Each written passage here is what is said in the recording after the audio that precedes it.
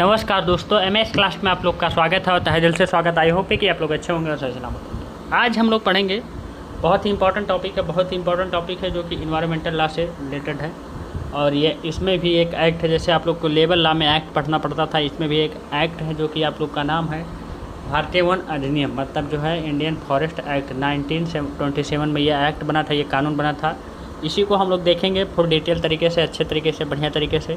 आपको लास्ट तक बने रहना है, तभी आपको पूरी जो वीडियो अच्छे तरीके से समझ में आएगी, नहीं तो नहीं समझ में आएंगे। आप आधा देख करके फिर बीच में कट कर देंगे तो मुश्किल है समझना।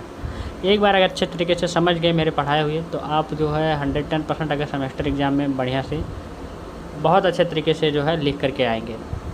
चलिए अभी स्टार्ट करते हैं। देखिए, वन अधिनियम 1878 को अधिक प्रभावी और अधिक व्यापक बनाने के लिए 1927 में एक नया वन अधिनियम पारित किया गया, जिसने जो है पिछले सभी कानूनों और विधानों को निरस्त कर दिया। नए अधिनियम में 13 अध्याय और 86 खंड है पूरी तरह से शामिल थे। इस अधिनियम के उद्देश्य जानिए, इसके एम क्या है।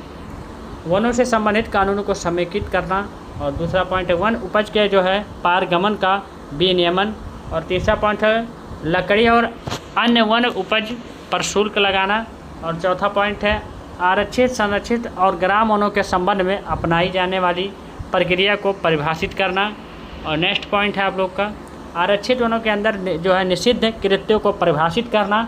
और नेक्स्ट पॉइंट है अगला, वनों से संबंधित अपराधों को परिभाषित करना और वनों को संरक्षण देना, ये भी है। अगला पॉइंट है जंगलों में झीलों, तालाबों और नदियों की गुणवत्ता बनाए रखना। और अगला पॉइंट है आप लोग देखिए, कुशल पेशेवरों की नियुक्ति करके जो है वनों की प्रभावी प्रबंधन में सुधार करना। और अगला पॉइंट है आप लोग का वनों के संबंध में प्रौद्योगिकी में सुधार करना। और नेक्स्ट पॉइंट है वनों के संरक्षण के महत्व और महत्वपूर्ण आवश्यकता के बारे में जागरूकता फैलाना कि क्या है क्या नहीं। नेक्स्ट पॉइंट है कृषि गतिविधियों और जो है अन्य वन गतिविधियों के प्रभाव को संतुलित करना। ये सब इसके उद्देश्य हैं और इसको आपको जानना ही चाहिए। मेरे इतने पॉइंट लिख लिए तो 3 से 4 पेज में आपका आंसर हो जाएगा, अगर कुछ भी नहीं याद आता तो। भारतीय वन अधिनियम 1927 की धारा 2 में मवेशी, वन अधिकारी और वन अपराध और वन उपज जैसे जो है कुछ शब्दों को परिभाषित करती है। ये 4 पॉइंट है। उन उपज में लकड़ी और लकड़ी का जो है कोयला, लकड़ी का तेल, छाल, राल, पेड़ और पत्तियाँ, फूल और फल पौधे जो है कोकीन, शहद, मोम, चट्टानें और खनिज, नदियाँ, तालाब और झीलें जैसे जलाशय और उनकी खाल, दांत, हड्डियाँ और सींग सहित जंगली जानवर शामिल है। इतने लोग शामिल हैं मेरे भाई, जितने भी लोग हैं इसमें जो है ये शामिल है इस अधिनियम में। भारतीय वन अधिनियम का अध्याय 2 और 3 और 4 क्रमशः आरक्षित ग्राम और संरक्षित वनों को परिभाषित करता है और कुछ कार्य जो इन वनों के अंदर निषिद्ध और प्रतिबंधित है और इस प्रकार दंडनीय भी है, ये जानिए। आरक्षित वन, भारतीय वन अधिनियम का अध्याय 2 राज्य सरकार को अधिनियम में दिए गए तरीके से किसी भी जंगल या भूमि के टुकड़े को आरक्षित वन घोषित करने के लिए धारा 4 के तहत अधिसूचना जारी करने की शक्ति का प्रयोग करने में सक्षम बनाता है। ठीक, कोई भूमि से रिलेटेड। आगे देखिए, इस धारा के अर्थ में कोई भी जो है वन भूमि या बंजर भूमि जो सरकार की संपत्ति है या कोई भी भूमि जिस पर जो है सरकार का जो है मालिकाना अधिकार है, उसे आरक्षित वन घोषित किया जा सकता है। मतलब ये है कहा गया इस अधिनियम के तहत जो है इस सेक्शन के तहत अगर सरकार को ऐसा लगता है कि ये मेरा ज़मीन मतलब हमारे कब्जे में है तो उसे जो है वन बना सकती है, उसे जंगल बना सकती है, उसे अच्छे तरीके से पेड़ पौधा लगा करके उसके नर्सरी बना सकती है। इस पे जो है गवर्नमेंट का हक है, इस पर कोई कुछ बोल नहीं सकता है। इस अधिनियम के जो है प्रयोजनों के जो है एक वन बंदोबस्त अधिकारी को नियुक्त करना आवश्यक है। एक अधिकारी होगा भाई जो ऐसी किसी भी भूमि या वन उपज पर ऐसे अधिकारों का दावा करने वाले किसी भी व्यक्ति के पक्ष में इस अधिनियम में दिए गए अनुसार भूमि और वन उपज पर अस्तित्व, प्रकृति और अधिकारों को दायरे की जांच करेगा पूरी तरह से। ऐसे अधिकारी को ऐसे किसी भी व्यक्ति के दावों और आपत्तियों को सुनना और आवश्यक है और 3 महीने के भीतर उसे जो है स्वीकार करना है, स्वीकार कर सकता है। मतलब 3 महीने का टाइम दिया जाएगा, उसी में स्वीकार और स्वीकार करना, सब सारी चीज़ें मतलब इसी में दे दिया जाएगा। वन उपज या जलधारा 4 गाय के अधिकार या किसी भूमि पर यह उस पर अधिकार के मामले में वन निपटान अधिकारी ऐसी भूमि को आंशिक रूप से या पूरी तरह से बाहर करने का निर्णय ले सकता है। मतलब क्या है कि इस तरह के भूमि को जो है जो अधिकारी नियुक्त किया जाएगा वो जो है इस पे जो है निर्णय ले सकता है कि ये हाँ वन बनाने लायक है, ये सब सारी चीज़ें हैं, इतने इतने हैं। अगर किसी की ज़मीन भी है या ऐसा लग रहा है कि कोई पहले से कब्जा किया और गवर्नमेंट की निकली तो उससे 3 महीने का टाइम दिया जाता है कि इसमें जो है आप खाली कर दें। अगर उसके बाद हाँ ना नहीं कर रहे तो गवर्नमेंट अपने आप ले लेती है। ये आपको जो है इस अधिनियम में बताएगा। यह अपने अधिकारों के जो है आत्मसमर्पण के लिए एक मालिक के साथ समझौता कर सकता है या भूमि अधिग्रहण अधिनियम 1994 के तहत निर्धारित तरीके से ऐसी भूमि का अधिग्रहण करने के लिए आगे बढ़ सकता है और राज्य सरकार के साथ। अगला देखिए ग्राम वन। भारतीय वन अधिनियम का अध्याय 3 ग्राम वनों को परिभाषित करता है। यह राज्य सरकार को उस भूमि पर किसी भी गांव समुदाय को अधिकारी सौंपने में सक्षम बनाता है जिसे उस समुदाय के उपयोग के लिए आरक्षित वन के रूप में गठित किया गया हो। धारा 28 के जो क्लॉज 2 में कहा गया है कि सरकार ग्राम वनों के विनियमन और प्रबंधन से संबंधित नियम बना सकती है और उन शर्तों को निर्धारित कर सकती है, जो भी शर्त उसके होंगे, जिनके तहत वह अध्यक्षता करने वाले समुदाय को उन उपज लकड़ी, इमारती लकड़ी और प्राकृतिक संसाधन प्रदान किए जा सकते हैं। ये अधिनियम में लिख सकते हैं। सरकार ऐसे जंगल की सुरक्षा और सुधार के लिए उनके कर्तव्य को निर्धारित करेगी। किसी समुदाय को ग्राम वन का ऐसा आवंटन राज्य सरकार द्वारा रद्द किया जा सकता है, ये भी जान लीजिए। संरक्षित वन। वन अधिनियम के अध्याय 4 संरक्षित वनों को परिभाषित करता है। यह कोई वन भूमि या बंजर भूमि को आरक्षित वन में शामिल नहीं है, लेकिन सरकार की संपत्ति है या ऐसी भूमि जिस पर सरकार का मालिकाना अधिकार है। इस अधिनियम की धारा 29 के प्रावधानों के तहत राज्य सरकार द्वारा एक अधिसूचना द्वारा घोषित की जा सकती है, ये भी कहा गया है।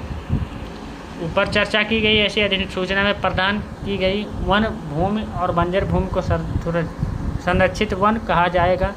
जो भी वन भूमि रहेगा, जो भी वहाँ पेड़ पौधे ये सब सारी चीज़ें, तो उसे ही जो वन संरक्षित कहा जाएगा कि यह वन जरूरी है। लेकिन यह ध्यान दिया जाएगा कि ऐसी कोई भी अधिसूचना तब तक नहीं की जाएगी जब तक कि जो है सरकार या किसी निजी व्यक्ति के अधिकारों को प्रकृति और दायरे की जांच नहीं की जा सकती। जब तक उसका जांच नहीं किया जा सकता कि जो किसकी ज़मीन है, क्या ये सब सारी चीज़ें यह सही रहेगा कि नहीं रहेगा, तब तक जो इसे घोषित नहीं किया जा सकता कि हाँ ये कौन है। या इस तरह के जो है सरकार पर्याप्त समझे ऐसा हर रिकॉर्ड तब तक सही माना जाएगा जब तक कि यह अन्यथा साबित ना हो जाए।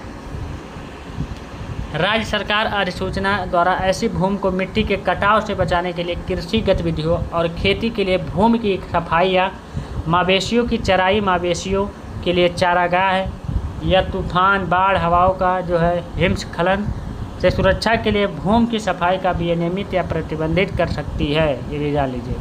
राज्य सरकार जल आपूर्ति बनाए रखने, सड़कों, पुलों, रेलवे, सार्वजनिक स्वास्थ्य और संचार लाइनों की सुरक्षा के लिए अधिसूचना द्वारा बृहस्पति की सफाई को विनियमित या प्रतिबंध भी कर सकती है। भारतीय अधिनियम 1900 देखिए, भारतीय वन अधिनियम 1927 की कमियां क्या है। ऐसी प्रतीत हो सकता है कि भारतीय वन अधिनियम 1927 द्वारा लाए गए प्रावधान, नियम और विनियमन भारत के वनस्पति आवरण की रक्षा और संरक्षण के लिए थे, लेकिन अधिनियम की गहन जांच से पता चलता है कि अधिनियम के नए प्रावधानों, नियमों और विनियमों के बीच असली मंशा वन उपज से राजस्व अर्जित करना था। ये जान लीजिए, ये इसकी कमी थी कि वन को उपज किया जाएगा, गवर्नमेंट उससे पैसा कमाएगी। यानी पेड़ों, लकड़ी, इमारती लकड़ी, चारा, चट्टानों और खनिजों को काटना, ये सब बहुत बेकार चीज़ें हैं, इसकी कमी है। इस अधिनियम के वन अधिकारियों और जो नौकरशाही को बहुत अधिक शक्तियाँ प्रदान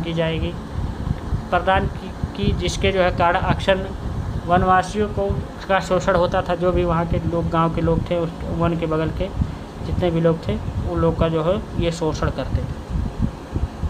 वन उपज करके जो है उनके अधिकारों और विशेषाधिकारों से भी वंचित जो है कर दिया। इस अधिनियम के उद्देश्य कभी भी पेड़ों को कटाई के विनियमित करना नहीं था, बल्कि पेड़ों की कटाई को इस हद तक राजस्व अर्जित करना था कि जिससे वन भूमि नष्ट ना हो। ये चीज़ें थी। वनों को बचाने के लिए जो है और अधिक पहल क्या हो सकती है। तो वन संरक्षण अधिनियम 1980 जो है 1970 के दशक में भारत में वनस्पति और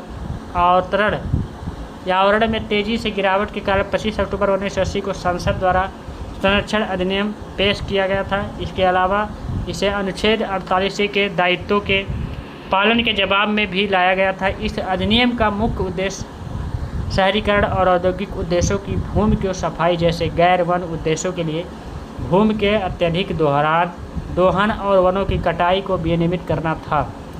यह अधिनियम प्राकृतिक विरासत और संरक्षण पर केंद्रित और केवल पेयजल के परियोजनाओं, सड़कों लाइनों या संचार रेलवे लाइनों, रक्षा परियोजनाओं के बिजली परियोजनाओं के लिए वन भूमि के डाइवर्जन की अनुमति देता है। ये अधिनियम मेरे भाई इन सभी चीज़ों में। राष्ट्रीय वन नीति जानिए। यह नीति 1988 में शुरू की गई थी, जिसका मुख्य उद्देश्य वनों के संरक्षण के माध्यम से पारिस्थितिक संतुलन बनाए रखना था, क्योंकि वे हमारे देश की प्राकृतिक विरासत का हिस्सा है। इस अधिनियम ने काफ़ी प्रभाव डाला है, क्योंकि वनों से संबंधित ध्यान व्यावसायिक चिंताओं से हटकर वन भूमि के संरक्षण और हमारे जीवन में वनों की परिस्थिति की भूमिका को समझने की स्थानांतरित हो गया, और इसलिए उन्हें संरक्षित जो है पूरी तरह से किया जाना चाहिए। अनुसूचित जनजाति और अनुसूचित निवासी वन अधिकारियों की मान्यता अधिनियम जो है 2006, ये जानिए। यह अधिनियम 16 सितंबर 2006 को जो वनवासियों, आदिवासियों और जंगलों में रहने वाले समुदायों के अधिकारों को मान्यता देने के लिए पारित किया गया, जो है औपनिवेशिक वन कानूनों के कारण जो है जंगलों और वन उपज का उपयोग करने के अपने अधिकारों से वंचित। इस अधिनियम में जंगल में रहने का अधिकार, वन उपज तक पहुंच और उपयोग का अधिकार, चराई जैसे अधिकार के अधिकार और किसी भी वन संसाधन की रक्षा, प्रबंधन या संरक्षण का अधिकार शामिल हुआ इस अधिनियम में मेरे भाई। निष्कर्ष देखिए क्या निकल के आता है कि देखिए कहा गया है कि औपनिवेशिक शासनकाल में बड़े पैमाने पर हमारे वनों का शोषण देखा है, इस हद तक कि उन्हें 1865 में वन अधिनियम लागू करना पड़ा, और उसके बाद 1878 में एक और वन अधिनियम लागू करना पड़ा, और 1865 में अधिनियम के प्रावधानों में सुधार किया जा सके, वन को 3 श्रेणियों में वर्गीकृत करके, और जो है खाना बादेशों के अधिकारों को मान्यता देकर संरक्षित किया जा सके। ये सब सारी चीज़ें थी मेरे भाई।